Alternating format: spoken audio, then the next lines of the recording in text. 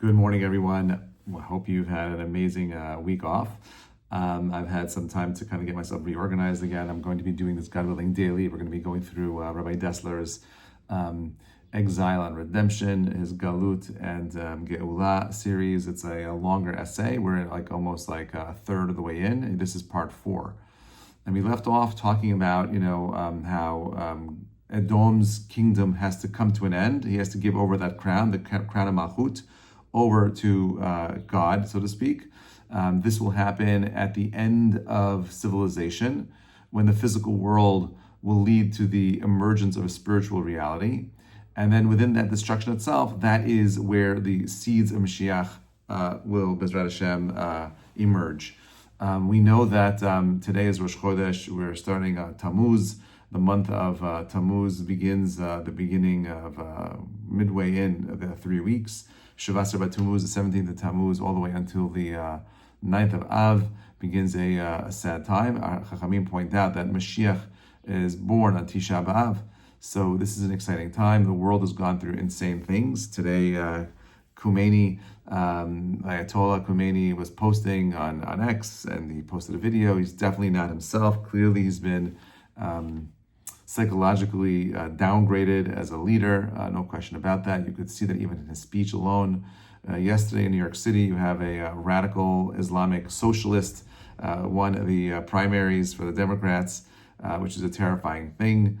But all these are, again, part of God's amazing plan unfolding. We've taken for granted over the years how lucky we've been that we live in a country that's been somewhat just. And now we're seeing these old characters like we've seen before. Mamdani is no different than some of the old characters Jews have faced in history. People that were anti-Semitic, people that hated Judaism, people that hated anything that wasn't what they stood for. Haman is a great example, someone who was in a strong position. The unique advantage we have now is we have to do our hishtadlut to prevent it. I'm sure people tried preventing Haman from his rise to power. But sometimes God has his own plan. Our responsibility is we can't control the circumstance. We can only change how we respond to the circumstance. So this is what Rav Dessler says. Why did Yaakov not ascend? And this is the root of exile. And he says there's a profound idea revealed in the continuation of the Midrash that we spoke about earlier.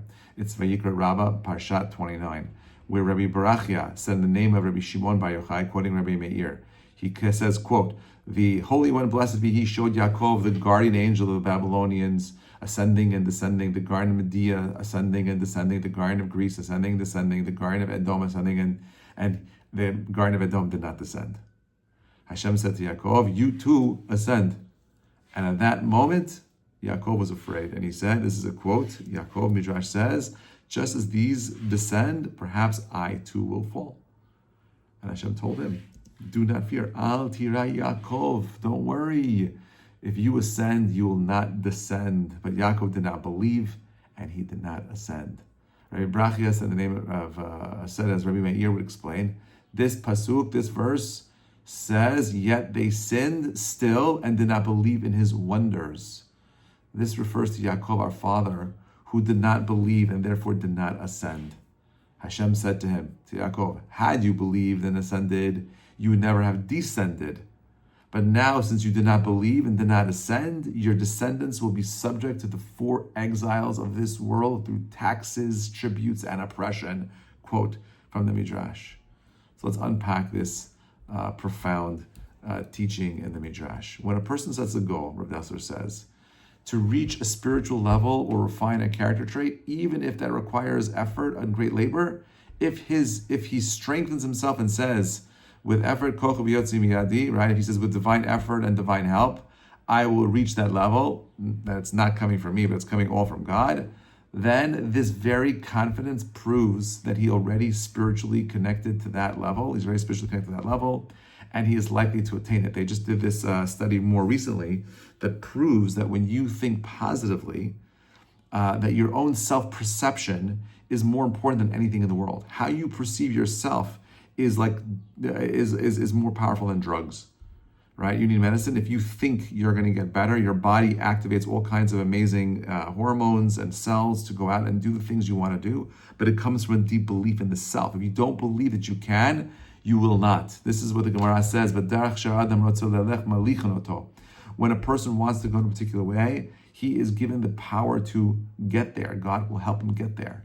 So when he says, when a person sets a goal to reach a spiritual level or refine a character trait, even if it requires effort and great labor, if he strengthens himself, he's committed to the process with the effort and divine help, I will reach that level. Then this very confidence proves that he's already spiritually connected to that level, and he is likely to attain it. But if he thinks it's too hard, I'll never reach it, and he avoids the effort, this itself shows he is distant from that level and sees it as unattainable. You ain't going to move if you don't believe you can. This is the deep message of the Midrash. Hashem said to Yaakov, if you ascend, you will never fall.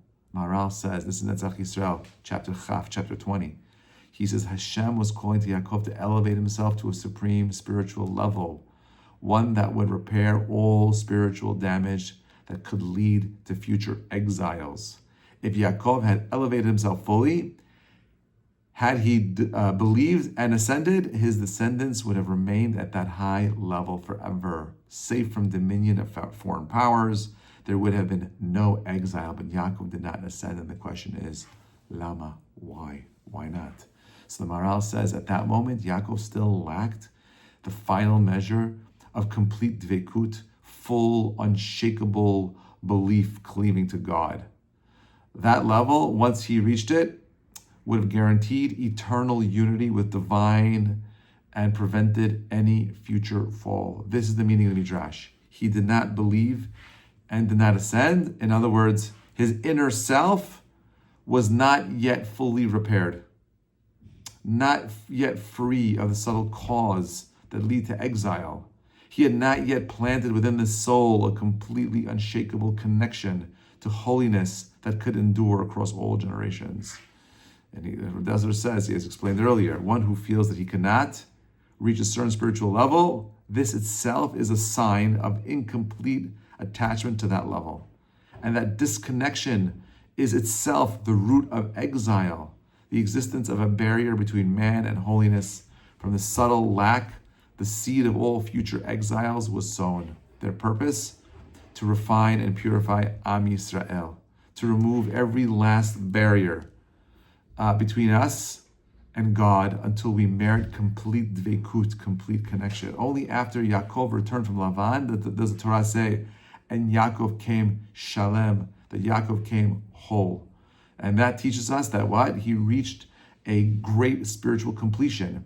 But this came after he bowed to Esav, after he experienced subjugation and spiritual exile to Edom, and he already paved the path of exile for his children.